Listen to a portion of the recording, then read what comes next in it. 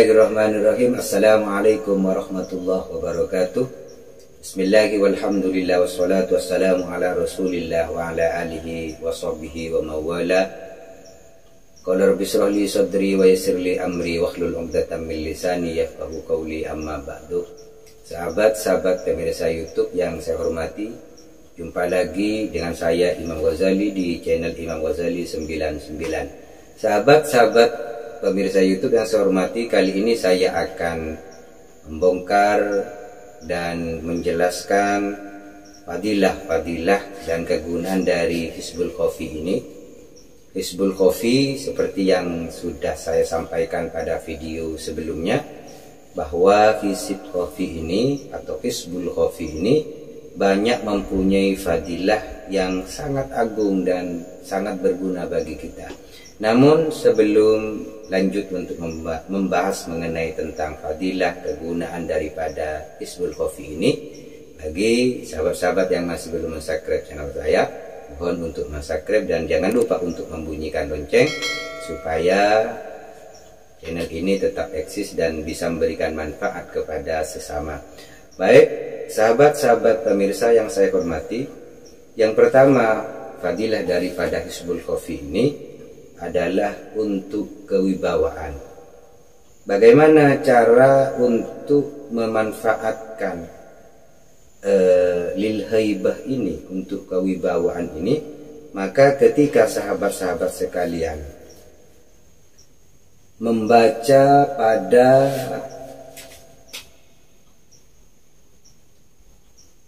lafaz wa nuru Yusufah ala wajhi, maka ketika sahabat-sahabat sekalian sampai kepada wa nuru Yusufah ala wajhi, maka sahabat-sahabat tiupkan bernafaslah atau tiupkan kepada kedua telapak. Jadi contohnya seperti ini. Kemudian setelah ini diusap ke muka atau ke wajah. Maka dengan cara seperti ini, sahabat-sahabat sekalian akan mempunyai dampak dan efek yang sangat besar bagi aura positif yang ada pada diri sahabat-sahabat sekalian.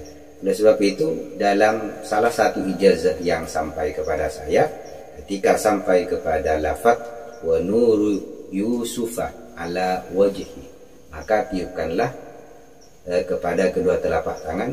Jadi kita meniup kepada kedua telapak tangan, kemudian diusap ke muka. Ini adalah fadilah yang pertama. Untuk berikutnya adalah sebagai pukulan.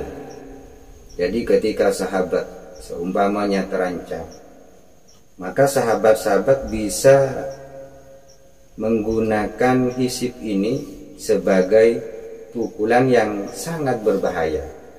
Jadi ketika sahabat-sahabat sekalian sampai kepada bacaan wa asomu safiyadi, jadi ketika wa asomu safiyadi, maka ketika sahabat-sahabat sekalian sampai kepada lafaz wa asomu safiyadi, maka tangan ini digenggam, jadi kepalkan tangan. Jadi seakan-akan tongkat Nabiullah Musa alaihissalam betul-betul berada di tangan. Maka ketika sahabat mengamalkan dengan cara menggenggam tangan pada waktu sampai kepada wa'aso Musa fi, maka semua energi ini terkumpul di tangan. Maka pada saat itulah sebenarnya sahabat-sahabat sekalian sudah mengisi kekuatan pada tangan sahabat-sahabat sekalian. Hingga ketika dalam keadaan terdesak, maka langsung wa'aso Musa fi yadi, maka itu bisa menjadi pukulan yang sangat mematikan. Oleh sebab itu jangan sampai kita gunakan hal yang seperti ini sembarangan, karena bisa berbahaya bagi orang lain. Itu adalah fadilah yang kedua. Terus kemudian adalah fadilah yang ketiga. Fadilah yang ketiga ini, jikalau sahabat-sahabat sekalian umpamanya itu bertemu dengan gerombolan orang-orang yang hendak berbuat jahat kepada sahabat-sahabat sekalian, maka bacalah Jibrilu an yamini. Ketika sampai pada Jibrilu an yamini, maka bertiuplah ke arah kanan. Jadi yamin itu arahnya kanan. Kemudian wa Mikailu an yasari, tiupkan ke kiri. Kemudian ketika sampai kepada wa sayyiduna Muhammadun sallallahu alaihi wasallam amami, maka tiup ke depan. Ketika ini dilakukan, maka insya Allah sahabat-sahabat sekalian, oleh orang-orang atau orang-orang gerombolan yang tidak kita harapkan, insya Allah kita diselamatkan dari gangguan mereka. Bisa saja mereka tidak melihat kita, atau bisa saja mereka melihat kita tapi tidak berani untuk mengganggu kita. Maka amalan ini sangat berguna ketika sahabat-sahabat sekalian sering bepergian, apalagi ketika waktu malam. Selanjutnya, ketika sahabat-sahabat fadilah yang keempat, ini adalah berfungsi untuk mewujudkan hajat kita. Jadi ketika sahabat pergi ke pembesar, pergi ke bos, pergi ke orang yang derajatnya lebih tinggi daripada kita, sehingga ketika kita meminta secara akal itu mustahil kita akan diberikan. Tapi dengan Hizbul Khofi ini, maka insya Allah sahabat-sahabat sekalian akan diberikan apa yang sahabat inginkan. Ini bacaannya yaitu sampai kepada faman takallamtu ilaihi qada hajati. Jadi faman takallamtu ilaihi, pada lafaz ilaihi siapa yang dimaksud kita bayangkan. Jadi ketika kita ingin ke gubernur misalkan atau ke bos kita, faman takallamtu ilaihi, maka hadirkan wajah bos kita, maka teruskan bacaannya qada hajati, maka insya Allah sahabat-sahabat sekalian, apa yang diinginkan, apa yang sahabat inginkan dari orang yang dimaksud oleh Allah akan ditolong untuk bisa terwujud. Ini fadilah yang sangat agung.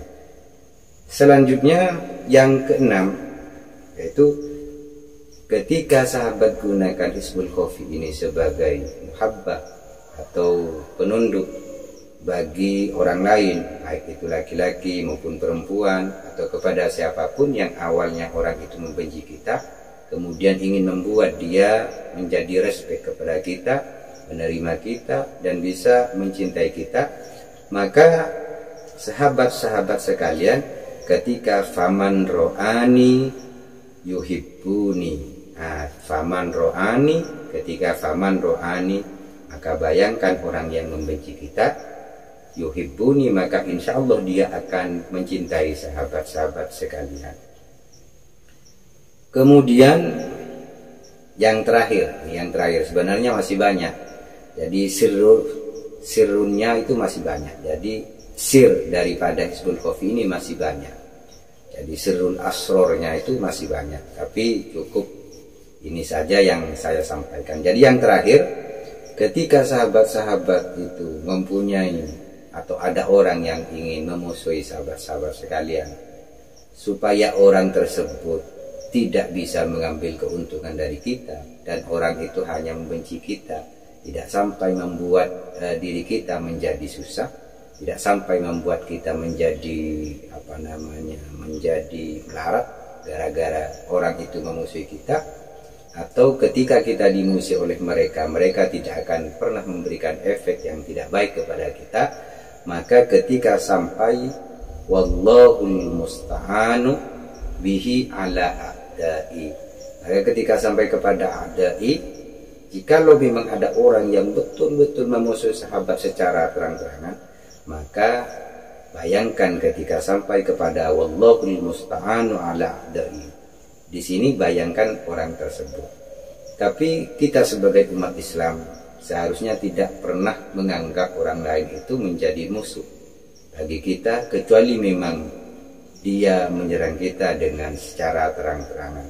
Selama masih praduga, selama masih belum jelas, maka tidak boleh kita membayangkan orang lain sebagai musuh kita. Sahabat-sahabat pemirsa yang saya hormati, untuk lebih jelas dari pembahasan ini, maka silahkan sahabat-sahabat melihat video sebelumnya, sehingga tulisan daripada hizib ini terlihat jelas pada video yang sebelumnya. Demikian yang bisa saya sampaikan, dan jangan lupa sahabat-sahabat berkomentar, dan ketika ingin mengamalkan ini, ucapkan qabiltu walhamdulillah di kolom komentar. Ajastukum jami'a bihadal hisbi biridho illahi ta'ala. Demikian, wal afu minkum. Assalamualaikum warahmatullahi wabarakatuh.